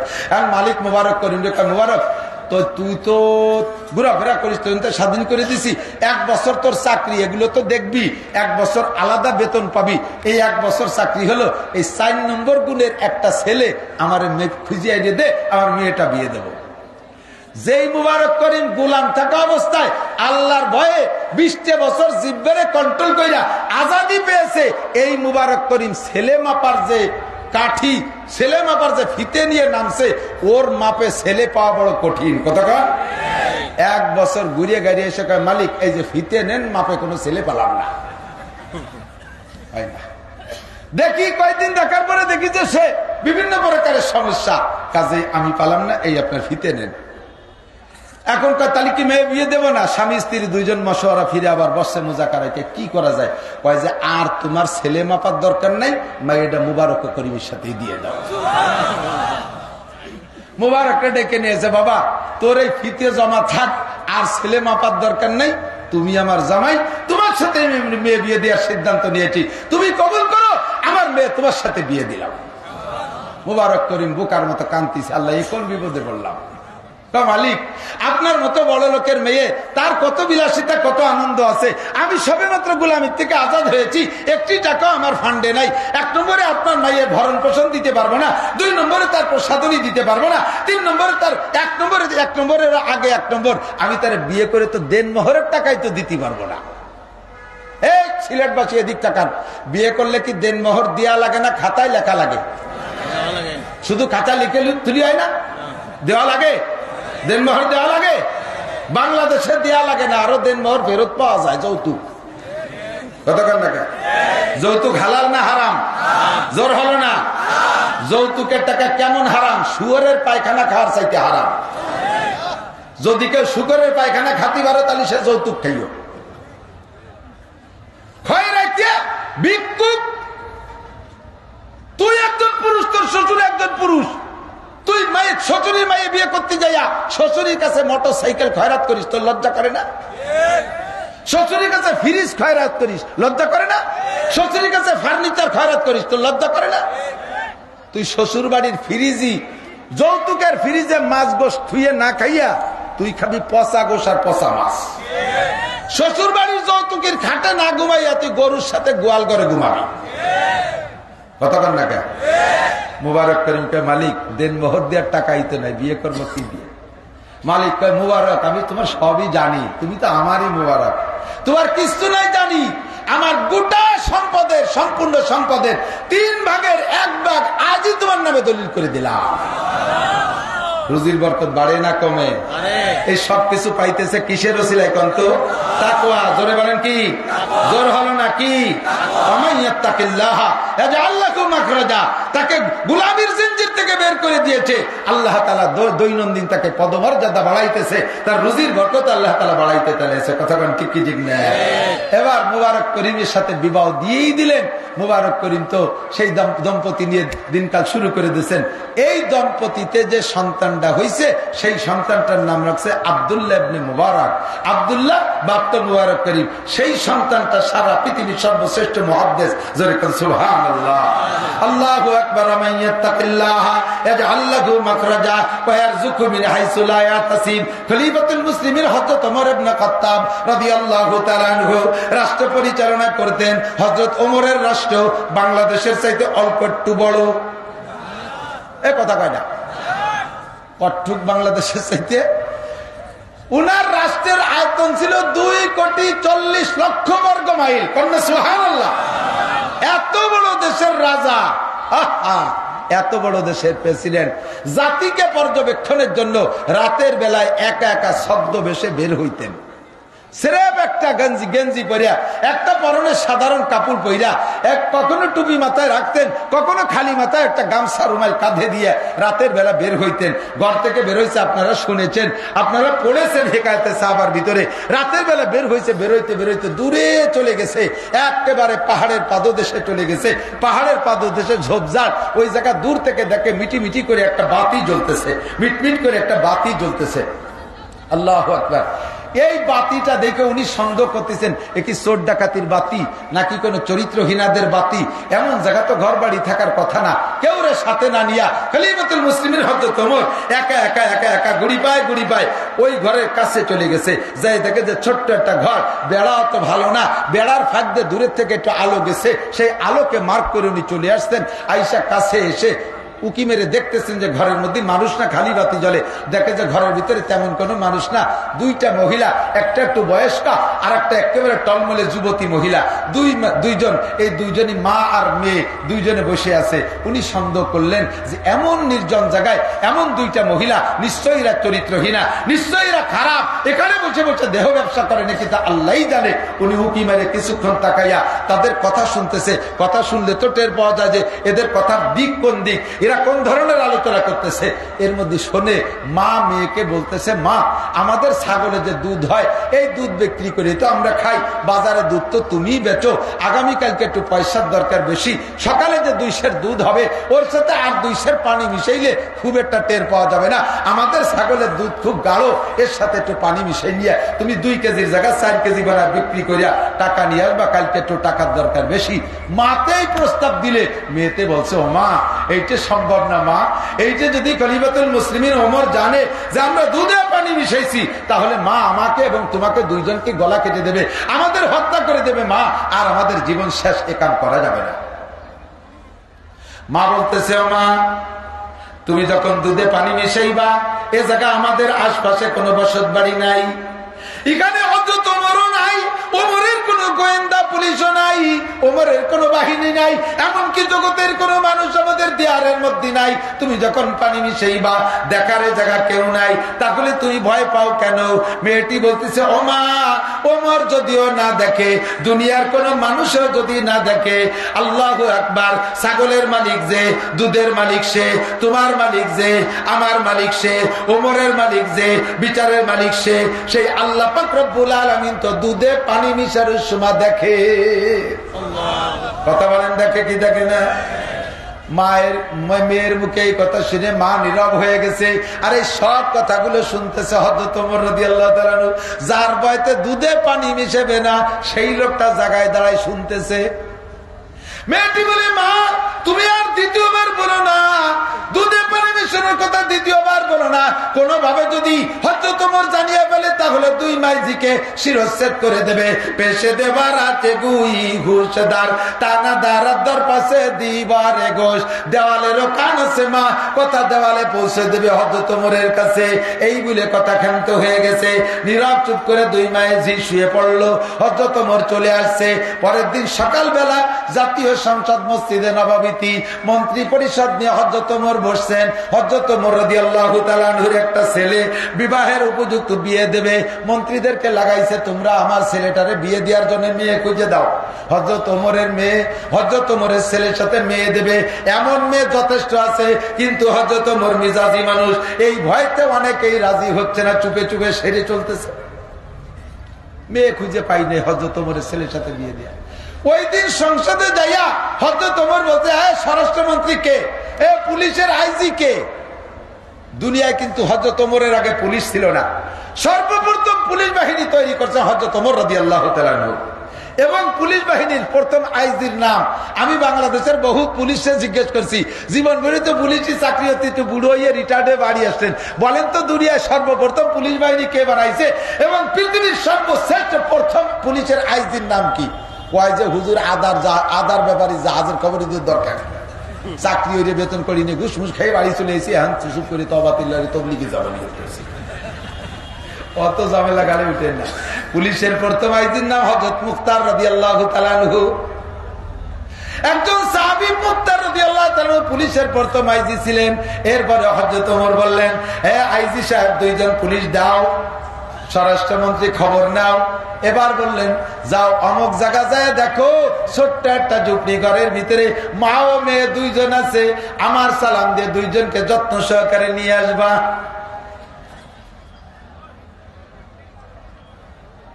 মার মেয়ে দুইজন গেছে। আল্লাহু আকবার। হযরত ওমর রাদিয়াল্লাহু তাআলা, এই ভাই কো তো ভাই খেয়াল রেখে, পুলিশ যখন গেছে মা মেয়ের ঘরের দরজায় যাইয়ে দাঁড়ানোর সাথে সাথে মেয়েতে কয়, মা, ও মা, সব শেষ, দুধও শেষ, ছাগলও শেষ। খবর চলে গেছে খলিফাতুল মুসলিমিনের কাছে, জীবনে এতদিন এই জায়গায় বসবাস করলাম মা, কোনদিন আমাদের বাড়ির কাছে পুলিশ আসলো না, আজকে পুলিশ আসলো মা। রাতের খবর খলিফাতুল মুসলিমিন যাইনি বেলাইছে, দুই মায়ের মেয়েকে ফাঁসি দেবে মা, দুধ বেচা খাওয়া শেষ। পুলিশে যে সালাম দিয়ে কয়, আপনাদেরকে খলিফাতুল মুসলিমিন তলব করেছে। মার মেয়ে দুইজন স্টক করার উপক্রম। পুলিশি কয়, লা তাহজানা ইয়া ওয়ালা তাখাফা, ভয় পেন না, টেনশন করে না, যত্ন সহকারে যাইতে বলছে, ভয় নাই, হাতে হ্যান্ডকাপ দেওয়া হবে না, এই যে সরকারি পরিবহন পাঠাইছে এতে আপনাকে যাইতে হবে। মা আর মেয়ে দুইজন চলে গেছেন, না যাইয়ে তো উপায় নাই। ইজলাসে দাঁড় হইছেন। হযরত ওমর তখন মসনদে বসা আছে, দুইজন যে দাঁড় হইছেন সামনে, থরথর করে কাঁপতেছে কলা গাছের মাঝির পাতার মতো। হযরত ওমর বললেন, লা তাখাফা ওয়ালা তাহজানা, ভয় পেও না, টেনশন করো না, আরে কোনো চিন্তা নাই। হযরত ওমর বুড়িকে বলতেছে, ও বুড়ি, রাতের বেলা দুইজন যা বলা বলি করছো দুই মাইজি, সব আমি শুনছি, আর কি উপায় আছে কন? তারপরও ভয় নেই, টেনশন নাই। খলিফাতুল মুসলিমিন, আল্লাহর কসম দুধে পানি মিশাই নেই, আল্লাহর কসম দুধে পানি মিশাই নাই। আমি বলেছি আমার মেয়ে মিশাইতে দেয় নাই, সব সব সম্পূর্ণ সত্য, আপনার সামনে মিথ্যে কথা বলার উপায় নাই। হযরত ওমর রাদিয়াল্লাহু তাআলা আনহু বলেন, এই জন্যই তো তোমাদের দুইজনকে ডাকছি। ও বুড়ি, আমার এই যে ছেলে, এই ছেলের বিয়ে দেব, সারা দেশে মেয়ে খুঁজতেছি পাই না, তোমার মেয়েটা আমার ছেলের সাথে বিয়ে দিতে হবে। জোরে কন্যা সুবহানাল্লাহ বলেন না আল্লাহু আকবার। মেয়েটার এই ছেলের সাথে বিয়ে দিতে হবে। বুড়ির এবার মাথার উপরে যেন বাস পড়ছে। কয় খলিফাতুল মুসলিমিন, আল্লাহর কাছেও মাপ চাই, আপনার কাছেও মাপ চাই। 20 কেজি ওজনের বল মাছ এ যদি ইরির ব্লকের এই ড্রেনের মধ্যে ঢোকে, এতে ইরি ব্লক আছে নাকি? ইরির ক্ষেত আছে না, ওর ভিতরে পানি দেওয়ার জন্য এরকম চিকুন চিকুন খাল আছে না, ড্রেন, ওর মধ্যে যদি এত বড় বল মাছ একটা ঢোকে, ও খালেরও অশান্তি, মাছেরও অশান্তি। পানি আটকে যাবে, পানি সত্যি পারবে না, মাছও পাশ ফিরতে পারবে না। মহিলা কয়, খলিফাতুল মুসলিমিন, এই ছোট্ট খালের ভিতরে এত বড় বল মাছ ঢুকলি, খালের অশান্তি, মাছের অশান্তি, আপনার কাছে পায়দারি মাপ চাই। আপনি যেমন মানুষ, ওইরকম একটা মন্ত্রী প্রেসিডেন্ট থেকে তার ছেলের সাথে বিয়ে দেন।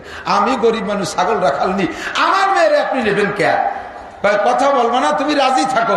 অন্য মন্ত্রীরা, সাহাবায়ে কেরামরা পরামর্শ দিচ্ছে, সবার কাছে বুড়ি তোমার কপাল ভালো, তুমি রাজি হয়ে যাও। রাজি হয়ে গেল, জায়গায় বিয়ে হয়ে গেল। ও দোস্ত, ওই ছাগলের রাখালনির মাইয়া, ছাগলের রাখালনির মাইয়া, সে খলিফাতুল মুসলিমিন হযরত ওমরের পুত্রবধূ। এটা একমাত্র কিসের ওসিলা? জোর হলো না কিসের? আরো লম্বা ইতিহাস সময় নাই, আমি এখনই ছেড়ে দেব। সংক্ষেপে ছোট্ট কথা বলছি। এই মেয়েটার বিয়ে হলো যে ছেলের সাথে, সেই ছেলের ঘরে একটা ছেলে, তার নাম, এই ছেলের ঘরে একটা ছেলে, তার নাম আব্দুল আজিজ। নাম রাখছে কি? আব্দুল আজিজ। এই আব্দুল আজিজের ঘরে আর একটা ছেলে, এই আব্দুল আজিজের ছেলে হয়েছে, এই আব্দুল আজিজের ছেলের নাম রাখছে আবার ওমর, যার নাম আপনারা উলামায়ে কিরামরা জানেন, ওমর ইবনে আব্দুল আজিজ। এই ওমর সেই ওমর, এর খিলাফত হযরত খলিফাতুল মুসলিমিন ওমরের খিলাফতের মতোই ছিল। ওমর ইবনে আব্দুল আজিজের খিলাফত, রাষ্ট্র পরিচালনা এত নিখুঁত এবং এত তাকওয়া পূর্ণ ছিল যে বাঘে আর ছাগলে, বাঘে আর হরিণে পাশাপাশি পানি খাইতো, কেউ কের দিকে ফিরে তাকাইতো না। জোরে কন্না সুবহানাল্লাহ। মাটা এরকম মুত্তাকি, এই কি বলে দাদি, ইনি হয়েছে, এই মেয়েটা হয়েছে সেই ওমর ইবনে আব্দুল আজিজের দাদি। এই দাদি এরকম মুত্তাকি, যার কারণে তার ঔরসের সন্তান, তার পেটের সন্তানদের ভিতরে এমন নেক সন্তান পয়দা হয়েছে, খলিফাতুল মুসলিমিন ওমর ইবনে আব্দুল আজিজ রাহমাতুল্লাহ আলাইহি। আমি আর বাড়বো না, আরো বহুত ওয়াকিয়া। ওমান ইয়াত্তাকিল্লাহ ইয়াজআল লাহু মাখরাজা। ও যুবক, গুনাহ করার জন্য, গুনাহ থেকে ফিরার জন্য তুমি তিনটে কথা মনে রাখলে, এর নামই তাকওয়া, তাহলে তুমি গুনাহ থেকে ফিরতে পারবা। 1 নম্বরে, গুনাহ করার সময় তাৎক্ষণিক মনের ভিতরে নিয়ে আসবা, আমি গুনাহ করতেছি, হুবহু এই গুনার হালাতে আমার আল্লাহ দেখে। কথা কয় না? জোরে বলেন দেখে। আমার ফরিদপুর শহরের রাজেন্দ্র কলেজ নামে একটা কলেজ আছে, কলেজের পাশে পাবলিক ফাংশনে একটা মাহফিলে গেছি মসজিদে। ওই মাহফিল শেষ করে খানা দানা খেয়ে আসবো, আমার খানা পরিবেশন করতেছে একটা যুবক ছেলে, মাথায় পাগড়ি, গায়ে জুব্বা, ফিসফিসে পাতলা দাড়ি। আমি মনে করছি ফরিদপুর শহরে খাবাসপুর মাদ্রাসার ছাত্র হবে। বয়ানের খানা দানা শেষে গাড়িতে উঠবো, এর মধ্যে ছেলে বলতেছে, হুজুর আমি রাজেন্দ্র কলেজের এই গ্রুপের ছাত্র, আমি কলেজ স্টুডেন্ট, আমার একটু, আমি কোথায় থাকি একটু দেখে যাবেন হুজুর, একটু আমার রুমটা একটু বরকত দিয়ে যাবেন পা রেখে। আমি বললাম চলো যাই। ভিতরে ঢুকে দেখে আমি নতুন করে আমার নতুন ইমাম তৈরি করছি। ভিতরে ঢুকে দেখি ওয়ালের সব জায়গা, বিল্ডিং, তার রুমে ওয়ালের সব জায়গা লেখা আল্লাহ দেখে, আল্লাহ দেখে, বাংলায় লেখা আল্লাহ দেখে, পুরো ছাদের সব জায়গা লেখা আল্লাহ দেখে, আল্লাহ দেখে। একটা রুমের ভিতরে একটা ছেলে, যুবক ছেলে, রাতের বেলা একা থাকলে গুনাহ করার অনেক পদ্ধতি আছে, কতক্ষণ আছে না নাই? যখনই চিত হয়ে শুবে ছাদের দিক তাকায় দেখবে যে আল্লাহ দেখে। এই কথাটা চোখে বললে আর কি তার গুনাহ করা সম্ভব? ওয়ালের দিক তাকায় গুনাহ করবে, দেখে ওয়ালে লেখা আল্লাহ দেখে, এই ওয়ালের দিক তাকায় দেখে দেখে যে আল্লাহ দেখে। কাজেই তখন যদি আল্লাহ এত দেখে, তাহলে আমি কিভাবে এই জায়গা গুনাহ করব? ও যুবক, তুমি গুনাহ থেকে বাঁচতে হলে, যে কোনো ব্যক্তি গুনাহ থেকে বাঁচতে হলে গুনার সময় কল্পনা করো ওই অবস্থাটা কে দেখে, তাহলে গুনাহ থেকে ফিরা সম্ভব। তোমার এর নাম তাকওয়া। 2 নম্বরে, তুমি যখন গুনাহ করো, কিরামান কাতিবিন ইয়ালামুনা মা তাফআলুন মা ইয়ালফিজু মিন কাউলিন ইল্লা লাদাইহি রাকিবুন আতীদ। ওই চাপলাগের জঙ্গলের ভিতরে, চাবাগানের ভিতরে বসে প্রেমিকাকে নিয়ে গল্প করো, চলে যাও সুন্দরবনের ভিতরে, চলে যাও কক্সবাজার চরের উপরে, ও জায়গাও কে কিরামান কাতিবিন আছে না নাই, গোয়েন্দা ফেরেশতা সিসি ক্যামেরা নিয়ে আছে না নাই। এই কথাটা ভাবলেই তুমি গুনাহ থেকে ফিরে আসতে পারবা। 3 নম্বরে আর একটা কথা মনে রাখবা তাকওয়ার জন্য, সেটা হলো আমি যে অবস্থায় গুনাহ করতেছি জাস্ট খুব হয়ে এই অবস্থায় আমার মরণ হতে পারে কি পারে না? কতক্ষণ আমি জিনারত অবস্থায় মরণ হতে পারে, মদ গাঁজা খাওয়া অবস্থায় মরণ হতে পারে, ফেসবুকে ইউটিউবে ল্যাংটা ছবি দেখতেছেন এই অবস্থায় মরণ হতে পারে। আল্লাহ নবী বলেন তামুতুনা কামা তাহয়াউন ওয়া তাহশারুনা কামা তামুতুন। তোমার জীবন যাপন যেমন হবে মরণটা তোমার তেমন হবে, আর তোমার মরণটা যেমন হবে তোমার হাসরের মাঠে উঠাটাও তেমন হবে। আল্লাহর সামনে জেনারত অবস্থায় উঠবা, আল্লাহর সামনে দাড়ি কাটা অবস্থায় উঠবা, আল্লাহর সামনে দাঁড়িয়ে খাড়িয়ে পেশাব করা অবস্থায় উঠবা, আল্লাহর সাথে প্রেমিকার সাথে গল্প করতে অবস্থায় মরছ সেই অবস্থায় উঠবা, সিনেমা বায়োস্কোপ দেখা অবস্থায় উঠবা, ফেসবুকে ল্যাংটা ছবি দেখা অবস্থায় উঠবা, মদগাঁজা ফেন্সিডিল খাওয়া অবস্থায় উঠবা। এর চাইতে তুমি কেমন মরা দরকার? ইন্নাল্লাযীনা ক্বালু রাব্বুনাল্লাহ সুম্মা ইসতাকামু তাতানাজ্জালু আলাইহিমুল মালায়েকা, যাদের অন্তরে আল্লাহর ভয় আছে, আল্লাহকে রব বলে স্বীকার করে, তাদের মরণের সময় আল্লাহ তাআলা 500 ফেরেশতা পাঠিয়ে দেয়। তারা এসে কয় আল্লাহ তাখাফু ওয়ালা তাহজানু ওয়া আবশিরু বিল জান্নাতিল্লাতী কুনতুম তুআদুন, কোনো ভয় নাই, কোনো টেনশন নাই, এই জান্নাতে তুমি যাবা। নাহনু আউলিয়াকুম ফিল হায়াতিদ দুনিয়া ওয়া ফিল আখিরাহ, জান্নাতি ফেরেশতারা আপনাকে স্বাগতম শুভেচ্ছা জানাইয়া মুবারকবাদ দিয়া আপনার রূহটাকে ইল্লিনে জমা দেবে, আপনি সেই থেকে জান্নাতের আলো বাতাস পেতে থাকবেন। কন্যা সুবহানাল্লাহ। আল্লাহ তাআলা আমাদের সকলকে তাকওয়া, পরহেজগারি, ক্ষুধাবিদিত অন্তরে পয়দা করা তৌফিক দান করে, জোরে বলেন আমিন। জীবনে অনেক তারিখ গুনছেন, কোন তারিখে নেকি হয়েছে না গুনাহ হয়েছে তা আমি বলতে চাচ্ছি না। আজকে 3টে তারিখের নাম কবেন, ইনশাআল্লাহ নেকি হবে। পারা যাবে আমার সাথে? বলেন 2 হয় না, বুঝে নাই। তারিখের নাম কবেন আমার সাথে? 2 সবাই 2 3 4 ফেব্রুয়ারি 2024 টঙ্গী বিশ্ব ইজতেমা। কি বল, কিছু লোক কই নেই কে শেষে? আরে জান না জান সে ঘোষণাটা তো দেওয়া যায়।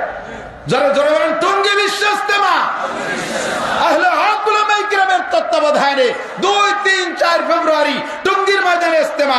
এই একটাই ইজতেমা, ইজতেমা মানে এইটাই ইজতেমা। কথা বলেন ঠিক ঠিক না? আপনারা যাবেন তো ইনশাআল্লাহ? নিয়ত রাখেন তো ইনশাআল্লাহ? যুবক কত জায়গা শিক্ষা সফরে গেছো, একটু ইজতেমার ময়দানে যাও, এটা হলো আসল শিক্ষা সফর। এই সফরটা আসল শিক্ষা সফর, অনেক কিছু শিখে আসতে পারবা। আল্লাহ তাআলা আমাদের সকলকে তৌফিক দান করে। ভাষাগত ত্রুটি বিচ্যুতি মার্জনীয়, যা বলেছি শুনেছি আল্লাহ পাক আমাদের সকলকে আমল করা তৌফিক দান করুন। সুবহানাল্লাহি বিহামদি, সুবহানাল্লাহিল আযীম।